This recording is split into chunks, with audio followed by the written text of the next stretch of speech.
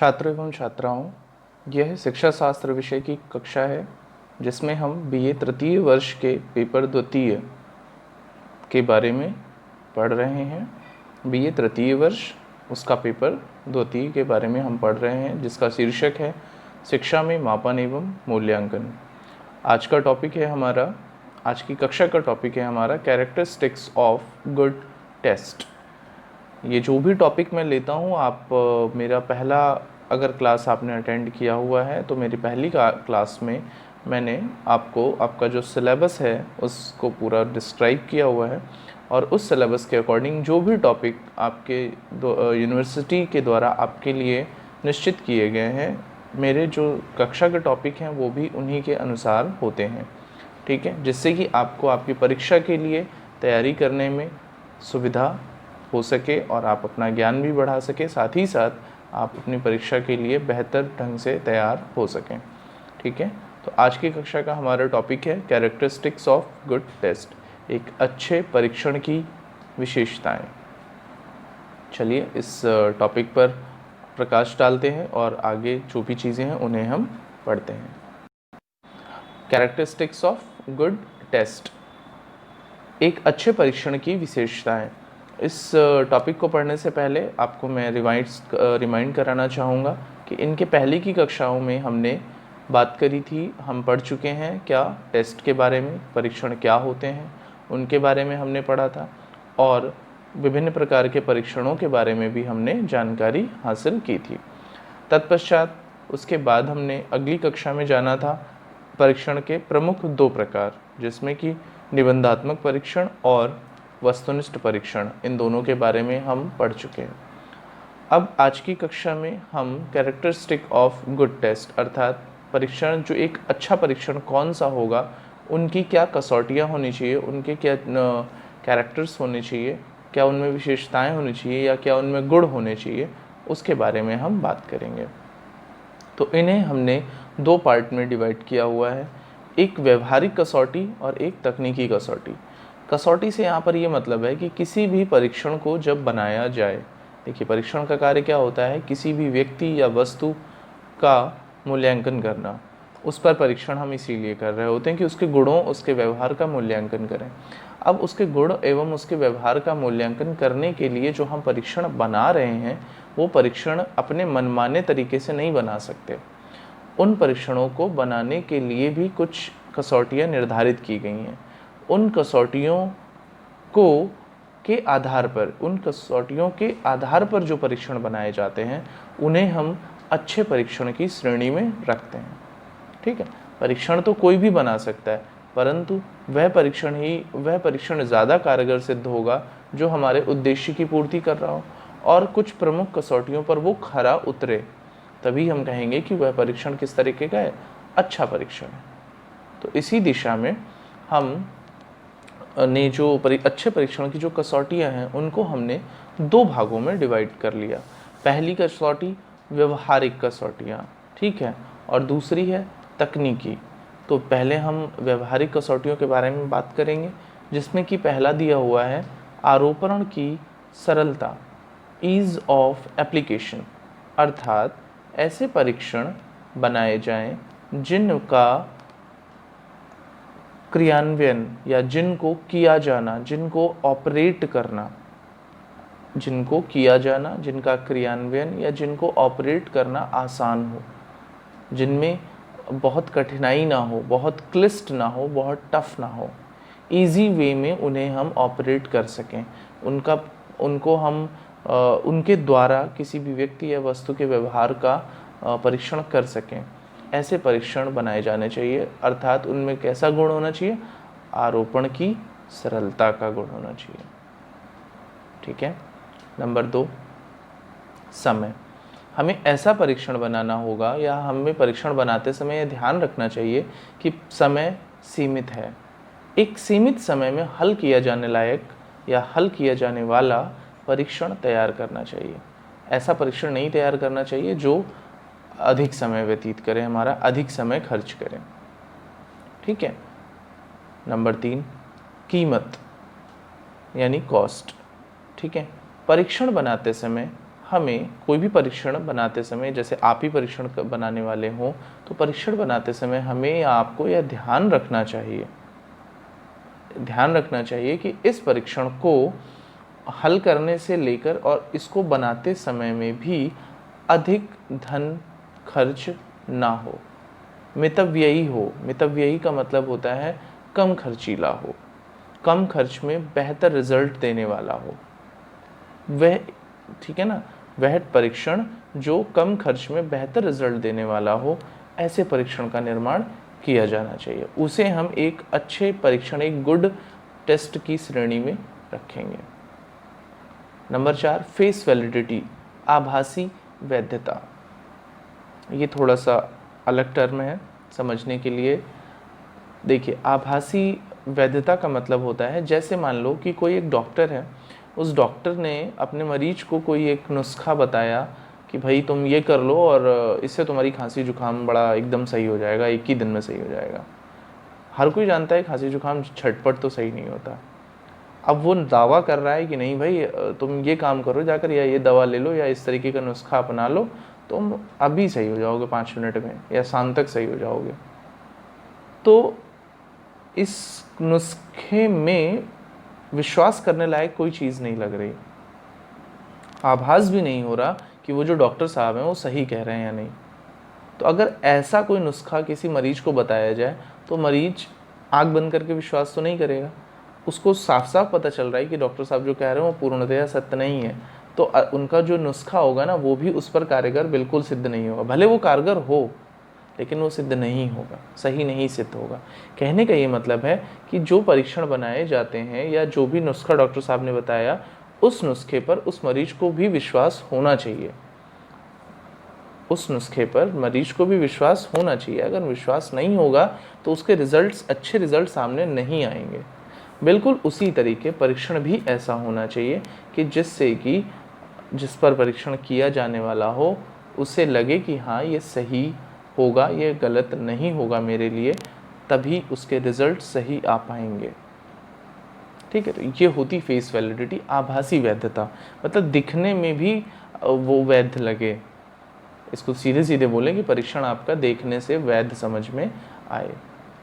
ठीक, 5वां बिंदु है उद्देश्य, यानी कि पर्पस, अर्थात परीक्षण ऐसा बनाना चाहिए जो उस उद्देश्य की पूर्ति करे जिस उद्देश्य के लिए हमने इसका निर्माण किया है। अर्थात हम परीक्षण का निर्माण करते समय अपने उद्देश्य को ज़रूर ध्यान में रखें। जिस उद्देश्य के लिए हम उस परीक्षण को बना रहे हैं हम उससे ना भटकें। परीक्षण में उन्हीं प्रकार के प्रश्नों का समावेश किया जाए जो उद्देश्य मूल्यांकन के द्वारा हम प्राप्त करना चाहते हैं। निष्कर्ष में जिन उद्देश्यों की हम प्राप्ति चाहते हैं, परीक्षण बनाते समय हमें उन्हीं प्रश्नों को उनमें रखना होगा। ठीक है, नंबर 6 पॉइंट है इसमें, यहाँ देखिए नंबर 6, सार्थक फलांक। सार्थक फलांक, मीनिंगफुल टेस्ट स्कोर, अर्थात जो भी परीक्षण आप करें उसका जो उत्तर हो या जो उसके फलांकन का तरीका हो वो सार्थक हो, निरर्थक ना हो। ठीक है, सार्थक फलांक उससे प्राप्त हो या दिए जा सकें। ठीक, नंबर 7, एक्सेप्टेबिलिटी, ग्राह्यता, एक ऐसा परीक्षण जो सभी के द्वारा स्वीकार करने योग्य हो। ऐसा परीक्षण जो सभी के द्वारा स्वीकार करने योग्य हो, ऐसे परीक्षण को अच्छे परीक्षण की श्रेणी में रखा जाएगा। ठीक है, ये उसका एक्सेप्टेबिलिटी का गुण है, ग्राह्यता का गुण है।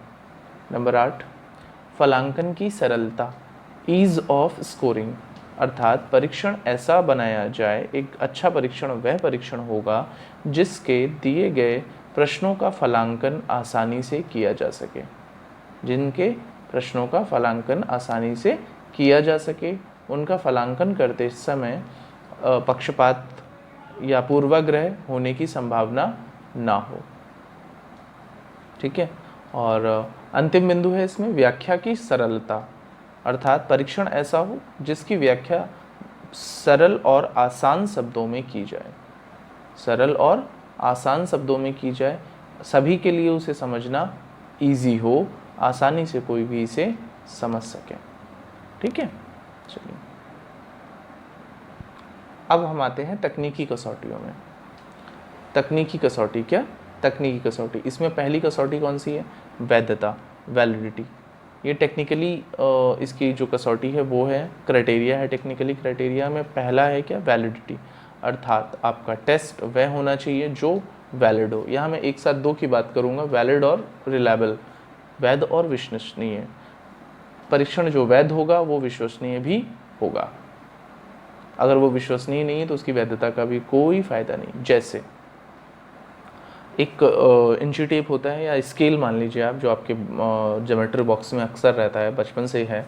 वो जो ज्योमेट्री बॉक्स है वो जो स्केल है वो छोटी स्केल होगी, बड़ी स्केल होगी। मैं छोटी स्केल का एग्जांपल लेता हूँ आपसे। छोटी स्केल की माप आपको अच्छे से याद होगी, 15 सेंटीमीटर होती है।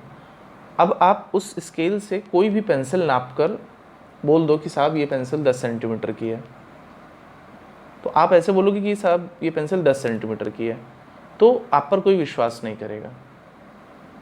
आप पर प्रश्न खड़े हो सकते हैं, भाई कैसे कह दिया तुमने ये 10 सेंटीमीटर की पेंसिल है।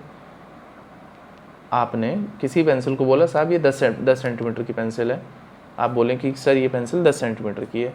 मैं कहूँ बेटा कैसे आपने कह दिया ये 10 सेंटीमीटर की पेंसिल है, तो आप बोलोगे कि सर हमने जो मेरे पास एक स्केल है, जो एक मानक स्टैंडर्ड है लंबाई नापने का, उसके आधार पर एक स्केल बनाया हुआ है। पटरी जो हमारे पास है, जिसको पटरी भी कुछ बच्चे कहते हैं, वो जो स्केल है उसमें जो मानक दिए हैं और उसमें जो सेंटीमीटर का जो खांचा है उसके आधार पर हमने इसे नापा है, तब जाकर ये पेंसिल हमको दिखाई पड़ रही है 10 सेंटीमीटर की।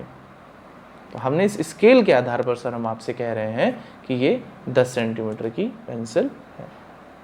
तो यहाँ पर वो जो स्केल है वो उसका जो मानक है वो वैध है, क्योंकि वो जो स्टैंडर्ड है सेंटीमीटर, 1 सेंटीमीटर 2 सेंटीमीटर, वो वैध है पूरी तरीके से, और विश्वसनीय भी है, क्योंकि वो जो स्केल है वो सभी लोगों के द्वारा विश्वास किया जाता है। ठीक है ना।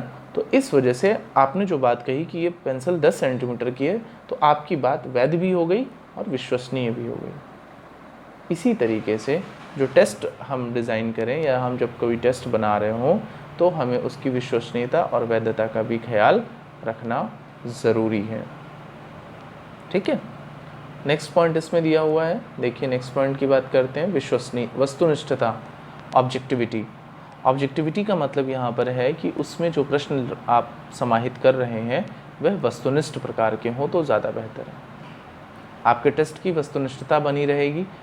ठीक है, अर्थात उत्तर देने का जो क्राइटेरिया है वो एक फिक्स्ड क्राइटेरिया हो। ठीक है, जिससे कि आप सही उत्तर तक आसानी से पहुंच पाएंगे। ठीक। नेक्स्ट पॉइंट है डिस्क्रिमिनेशन, विभेदीकरण, अर्थात विभिन्न प्रकार के जो प्रश्न आपने उसमें समाहित किए हैं उन प्रश्नों में विभेद करना आसान हो, अच्छे से उनको समझा जा सके।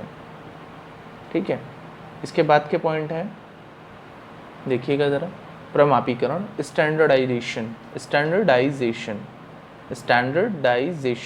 ठीक है, प्रमापीकरण अर्थात कोई भी टेस्ट जो बनाया जा रहा है आपके द्वारा या किसी के भी द्वारा कोई टेस्ट अगर बनाया जा रहा है तो स्टैंडर्ड्स का ध्यान रखना चाहिए। और ये नीचे जो नॉर्म्स हैं यानी मानक, तो दोनों को एक साथ लेना चाहूँगा मैं, और एक साथ समझिए इसे, मानक एवं स्टैंडर्ड, नॉर्म्स और स्टैंडर्ड का पूरा ध्यान रखना चाहिए। परीक्षण के कुछ नॉर्म्स डिसाइड किए गए हैं, जिस प्रकार का परीक्षण आप बनाने जा रहे हैं उन परीक्षण के नॉर्म्स को ध्यान में रखते हुए, उनके स्टैंडर्ड को ध्यान में रखते हुए आपको परीक्षण बनाने चाहिए। ठीक है। नेक्स्ट है पद, व्यापकता और व्यवहारिकता। पहला है इसमें पद, देखिए नंबर 7 पर है पद यानी आइटम्स। उसमें देखिए कोई भी आप एक परीक्षण बनाएं या अच्छा परीक्षण वह होता है जिनमें पदों की संख्या सीमित हो, असीमित ना हो, अर्थात बहुत लंबे टेस्ट भी अच्छे टेस्ट की श्रेणी में नहीं आते। 8वां पॉइंट है व्यापकता। व्यापकता अर्थात जो भी आप एक टेस्ट बना रहे हैं या एक अच्छे टेस्ट की विशेषता ये कहती है कि वो व्यापक हो, कॉम्प्रिहेंसिव टाइप का हो, व्यापक हो, मतलब एक से ज़्यादा लोगों पर आराम से प्रशासित किया जा सके, अधिक एक से ज़्यादा लोगों पर और सभी पर वो प्रशासित किए जाने के समय में वो इन सभी गुणों का ख्याल भी रखता है। जो व्यवहारिक गुण है यानी एक्सेप्टेबिलिटी है, आभासी वैधता है, इन सारे टर्म्स से रिलेटेड है ये व्यापकता। यानी कि वो व्यापक हो, सभी के द्वारा स्वीकार्य भी हो, और व्यवहारिकता, वो व्यवहार में परिपूर्ण हो। ठीक है, ये कुछ प्रमुख आपके गुण हैं, आपके परीक्षण के गुण हैं, आपके नहीं, परीक्षण के गुण हैं। अर्थात जब आप कोई परीक्षण डिज़ाइन कर रहे हो, कोई परीक्षण बना रहे हो, तो इन प्रमुख गुणों का ख्याल रखना बहुत इम्पॉर्टेंट है, अत्यंत आवश्यक है। समझ पा रहे हैं मेरी बात को?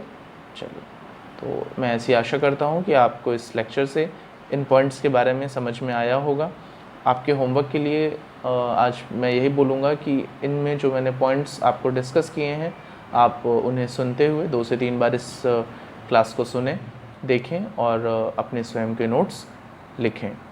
ठीक है, जिससे कि आपके एग्ज़ाम में आपको फ़ायदा हो सके और आप इसे अच्छे से याद कर पाएँ, क्योंकि जब 1 से 2 बार 3 बार जब आप इन क्लास को बार बार देखेंगे, अपने आप आपको याद हो जाएगा। ठीक है, चलिए आज की क्लास में इतना ही। धन्यवाद।